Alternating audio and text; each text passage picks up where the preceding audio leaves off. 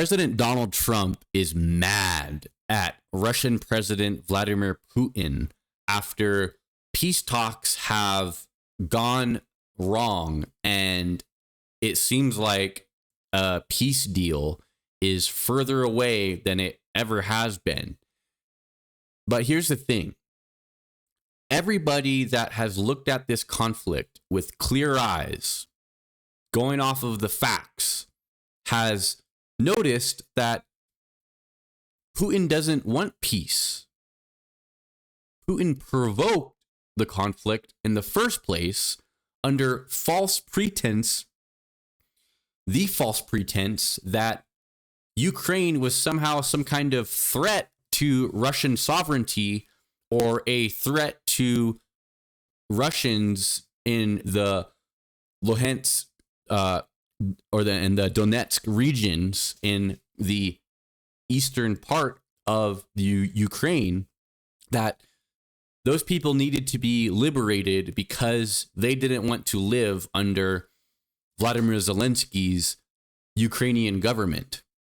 And that life was so horrible for them that they had to come and attack Ukraine to liberate these people who were never even true Ukrainians in the first place. And oftentimes they are people who totally ingest Putin's propaganda that he perpetrates and aren't real Ukrainian people representative of what people in Ukraine feel about the conflict and about their sovereignty that they want to have.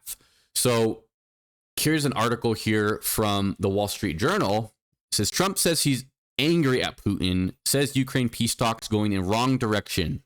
Trump threatened new economic penalties on Russia and said he was angered by Russian President Vladimir Putin's recent comments, escalating his rhetoric as talks have resulted in little progress towards a real ceasefire in Ukraine. On Friday, Putin called for an interim governance in Ukraine under the auspices of the United Nations, which would essentially push Ukrainian President Vladimir Zelensky out.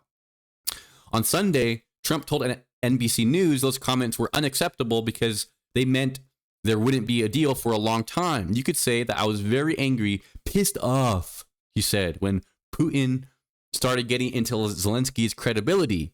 He added that if Russia couldn't reach a deal, he would impose secondary tariffs. If a deal isn't made, and if I think it was Russia's fault, Trump said, anybody buying oil from Russia will not be able to sell their product, any product, not just oil, into the United States. Okay, so what does he mean by if he thinks it's Russia's fault? What? Russia invaded Ukraine.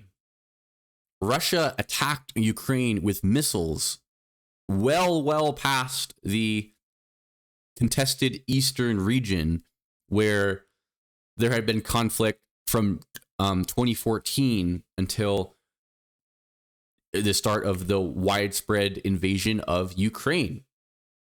What is Trump talking about here? If he thinks it's Russia's fault, how is it at all Ukraine's fault that they were attacked by a larger, much larger country and military?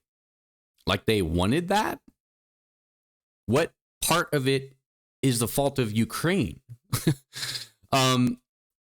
So what I want to point out here is a little bit of fact checking about Trump's claims about the war in Ukraine, where up until just yesterday or whatever, where now he's pissed off at his buddy Putin, Trump has repeatedly confused the American people about the truth of the conflict.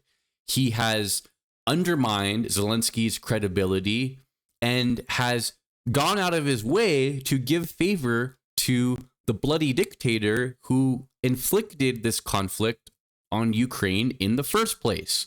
So let's go ahead and look at just a little bit of what Trump has said about Ukraine in the past.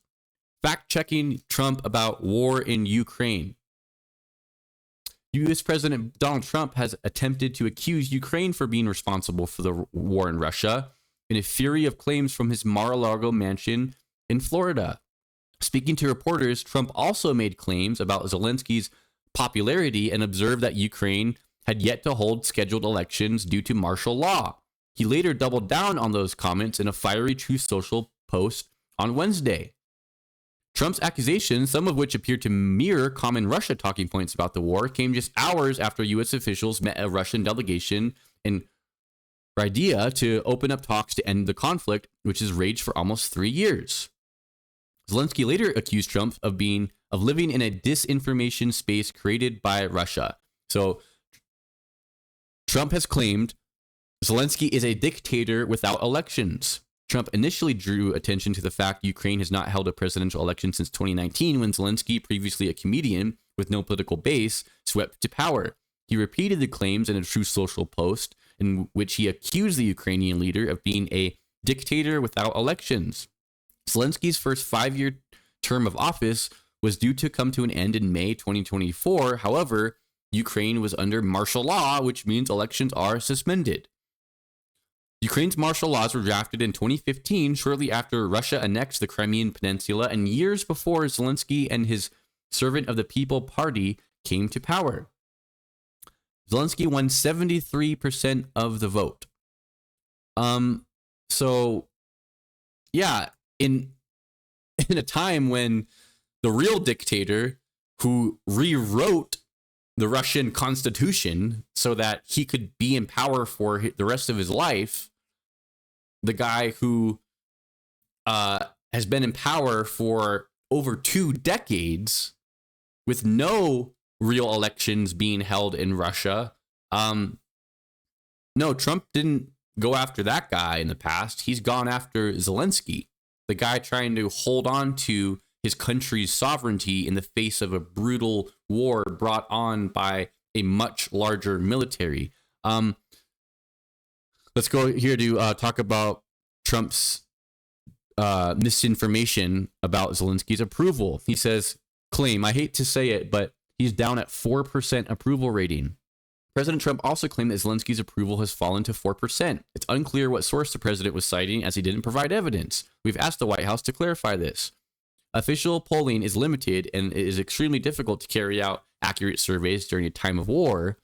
Most Ukrainians have fled, and Russia has occupied around 1/5 of the country. Millions of Ukrainians, excuse me. However, some polling has been possible to carry out by telephone. A survey conducted this month found that 57% of Ukrainians said they trusted the president. However, that was down from 77% in 2023 and 90% in May 2022, suggesting that the president has suffered a drop-off in popularity.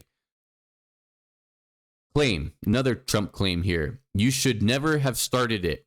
Ukrainian authorities expressed dissatisfaction over not being part of Tuesday's talks in Riyadh. But Trump dismissed these concerns, telling reporters that Ukraine had 3 years to end the war before appealing to blame Kyiv for starting the conflict. You should have never started it, he said. The Kremlin has previously accused Ukraine of starting the war against Russia. It was they who started the war in 2014. Our goal is to stop this war, and we did not start this war in 2022, Putin told Tucker Carlson. So Trump has mirrored Russia's talking points about the conflict and has gotten a whole bunch of Americans on board with stopping funding to Ukraine based on the misinformation that he has regurgitated completely without a thought. And now we're supposed to believe that Trump all of a sudden is going to start being tough on Russia and tough on Putin in this conflict. I don't believe that for 1 second.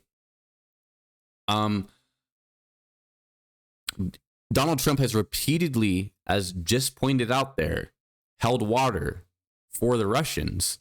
And what this makes me think is either A, the Kremlin has told its most cherished asset, Donald Trump, to throw the American public a bone and say that you're going to start being tough on Putin, or B, Donald Trump actually believes Vladimir Putin when Vladimir Putin says that he wants there to be a peaceful resolution to the conflict that he started? Which of those is worse? I'll let you decide that, because they're both really bad, a really bad situation for our country to be in. It's probably my bet is it's option A, because there seems to be some seriously damning blackmail or compromise that the Russians have on Trump.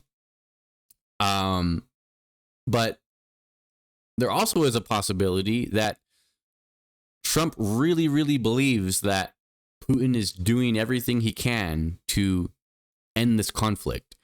When, if Putin wanted peace, he could have not launched missiles at Ukraine in a widespread way in February of 2022, instigating this conflict, this widespread conflict that has gone on for 3 years now.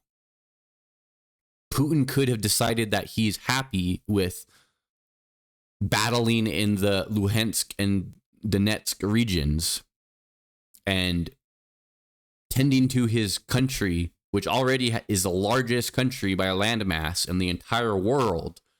But no, he just needs a little bit more. He just needs more to rule over, because he is a total psychopath. Honestly, Putin is a total psychopath. And Putin's justification of the Luhansk and the Donetsk region being the reason why he attacked all of Ukraine doesn't make sense either. Because, well, why not just why not be happy with annexing Crimea and the Luhansk and Donetsk region and calling it a day there, if that was the actual reason that you invaded the country? But we all know that's not the actual reason. The actual reason is that Putin is a bloodthirsty maniac who will stop at nothing to reshape Europe into being the USSR, and basically has said time and time again that the USSR never ceased to exist in the first place. They're just being, unruly teenagers. All these countries that left the USSR, they're just being unruly teenagers, and it's up to me to go out there and just show all these people what they're missing out on in being ruled under my thumb. What a confusing time we live in when the president is giving such conflicting messaging on this conflict. And really, the American people deserve a clear messenger of kind of what's going on out there in the world in general. And Donald Trump has failed to do that with the American people when it comes to the Ukraine-Russian conflict. Why exactly? Hard to say. Many speculate that Trump is compromised. The Russians have something on Trump. Very, very possible. Or Trump has just totally bought into Putin's propaganda that anybody that knows anything about history or modern geopolitics doesn't buy into, because of their knowledge about history and modern geopolitics, which Trump apparently has none of, if he is all of a sudden now upset with Putin for not wanting peace in a conflict that he directly instigated. That's all I got for you guys in this one. Thank you so much for watching. Please be sure to like the video, subscribe to the channel, share with someone who's into politics, and comment down below. Let me know what you think about this story. Thanks for watching. Take care. Peace.